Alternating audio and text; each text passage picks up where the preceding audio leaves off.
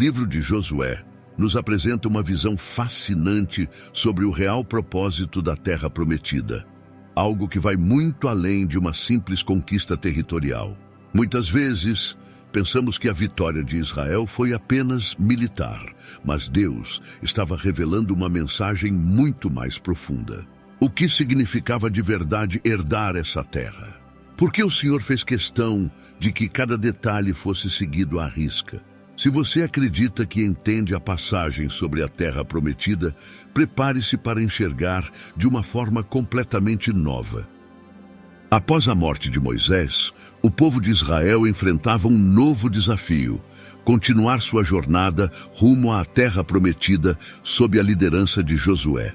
Deus, fiel às suas promessas, chama Josué e o capacita, reafirmando a aliança que havia feito com Moisés e o encorajando a ser forte e corajoso. Josué 1. Esse momento é crucial, pois revela que a liderança de Josué não é por mérito próprio, mas pelo chamado divino. O Senhor enfatiza a importância da obediência à lei, destacando que o sucesso na conquista da Terra Prometida depende inteiramente de seguir seus mandamentos. Logo em seguida, Josué começa a se preparar para a missão, e um dos primeiros atos foi enviar espias à cidade de Jericó para avaliar o terreno. Josué 2. A inclusão da história de Raabe, a prostituta que protege os espias, é um ponto importante. Ela, uma estrangeira, reconhece o poder de Deus sobre Israel e se torna parte do plano de redenção ao ser salva na destruição de Jericó. Esse evento reflete um dos temas centrais do livro. A conquista da Terra Prometida também envolve a purificação e a separação do povo santo do restante das nações pagãs. A preparação espiritual é outro aspecto fundamental antes da entrada na Terra Prometida. Josué lidera o povo em um processo de santificação, essencial para que a presença de Deus continue com eles. A terra que eles estavam prestes a herdar não era apenas uma possessão física, mas um lugar onde a aliança entre Deus e seu povo seria continuamente renovada e fortalecida. A travessia do Rio Jordão marca um dos momentos mais poderosos da jornada do povo de Israel. Assim como Deus havia aberto o Mar Vermelho para Moisés, ele repete o milagre com Josué, mostrando que sua presença continua com eles. Josué 3.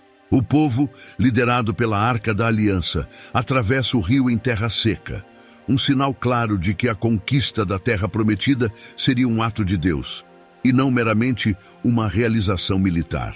A arca, símbolo da presença divina, liderando o caminho, reforça a ideia de que Deus está à frente e não apenas ao lado de seu povo. Após atravessar o Jordão, Josué manda que 12 pedras sejam retiradas do rio e erigidas como um memorial em Gilgal, para que as futuras gerações de israelitas se lembrem de que foi o Senhor quem tornou possível a entrada na Terra Prometida. Josué 4. A importância dos memoriais é fundamental na espiritualidade israelita, pois eles não apenas marcam eventos históricos, mas servem como lembretes de fidelidade à aliança. Eles mostram que a terra não é uma conquista humana, mas um presente de Deus, com base em sua promessa a Abraão, Isaque e Jacó. Em seguida, o povo celebra a Páscoa em Gilgal, marcando a transição completa de sua jornada. O maná, que os havia sustentado por 40 anos no deserto, cessa, e agora eles começariam a se alimentar dos frutos da terra que haviam recebido. Josué 5. Esse momento simboliza uma nova fase na história de Israel, de peregrinos e dependentes do maná celestial para proprietários da terra prometida. Era o cumprimento da promessa, mas também um chamado à responsabilidade espiritual e à obediência contínua. A queda de Jericó é uma das narrativas que realmente demonstram o poder da fé na conquista de Canaã. Ao invés de confiar em estratégias militares convencionais, Deus instrui Josué a adotar um plano totalmente dependente de sua intervenção divina. O povo deveria marchar em silêncio ao redor da cidade por 6 dias, e no 7º dia, com o toque das trombetas e um grande grito, as muralhas de Jericó cairiam. Esse milagre não apenas demonstrou o poder soberano de Deus, mas também ensinou que a vitória na terra prometida viria através da obediência à sua vontade, e não pela força humana. A fidelidade do povo ao plano de Deus foi recompensada com a vitória total sobre Jericó. No entanto, o episódio de Acã, que desobedeceu ao comando de não tomar nada do despojo da cidade, ilustra o impacto devastador da desobediência. Josué 7. Sua transgressão resultou na derrota de Israel na batalha seguinte contra a pequena cidade de Ai, mostrando que a desobediência de um único indivíduo pode afetar toda a comunidade. Deus exige uma aliança de santidade e a desobediência resultava em consequências severas. A restauração de Israel após o julgamento de Acã reafirma o princípio de que a terra prometida não era apenas um lugar físico a ser conquistado, mas um espaço onde Deus reinaria soberano e onde a obediência às suas instruções seria fundamental para manter a bênção. A vitória subsequente sobre Ai, após a purificação do pecado no acampamento, demonstrou que a bênção de Deus estava diretamente ligada à fidelidade do povo. A terra prometida, portanto, era mais do que uma herança territorial. Era o palco para uma relação de aliança e obediência entre Deus e seu povo. A conquista da Terra Prometida continuou com uma série de campanhas militares que consolidaram o domínio de Israel sobre Canaã. Josué liderou o povo em uma série de batalhas contra as cidades cananeias, começando pelo sul e depois avançando para o norte.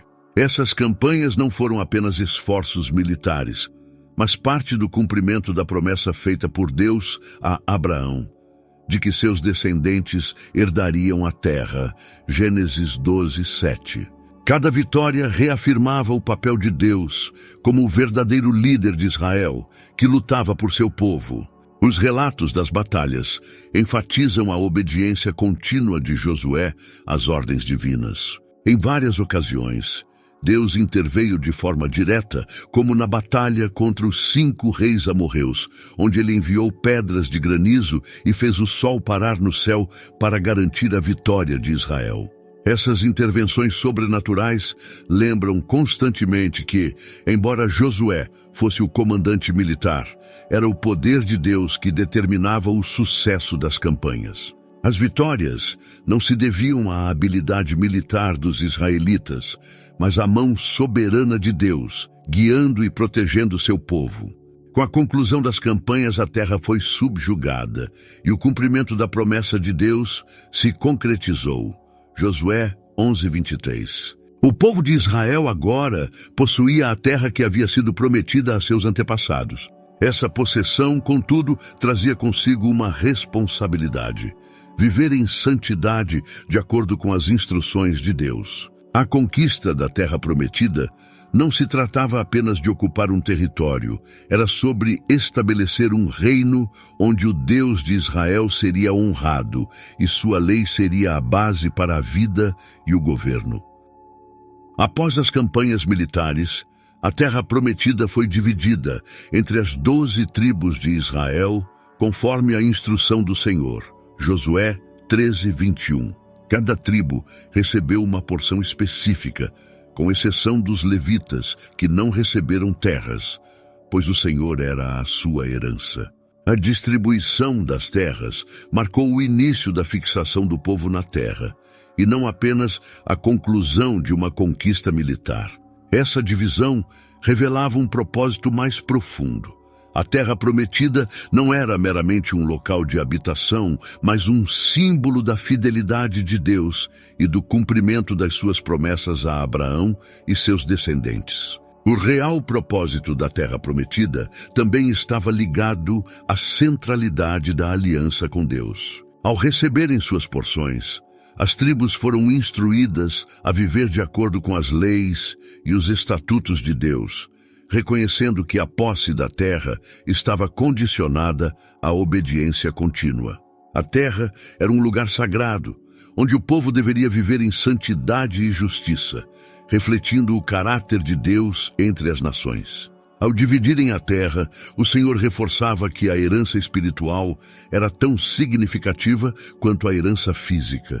No final de sua vida, Josué reuniu todo o povo e fez um discurso solene, lembrando-os de que a bênção da terra prometida estava diretamente relacionada à fidelidade ao Senhor. Josué 24. Ele advertiu o povo sobre os perigos da idolatria e da desobediência, e os chamou a renovar sua aliança com Deus, reafirmando o compromisso de servi-lo exclusivamente. Josué declarou: "Eu e a minha casa serviremos ao Senhor." Josué 24:15, enfatizando que o verdadeiro propósito da terra prometida era ser um espaço onde Deus reinaria soberano e seu povo viveria em completa devoção a Ele. A história de Josué e da terra prometida nos mostra que o maior desafio não era apenas tomar posse da terra, mas viver à altura da aliança com Deus. O Senhor nos chama, assim como chamou Israel, para uma caminhada de fé e santidade.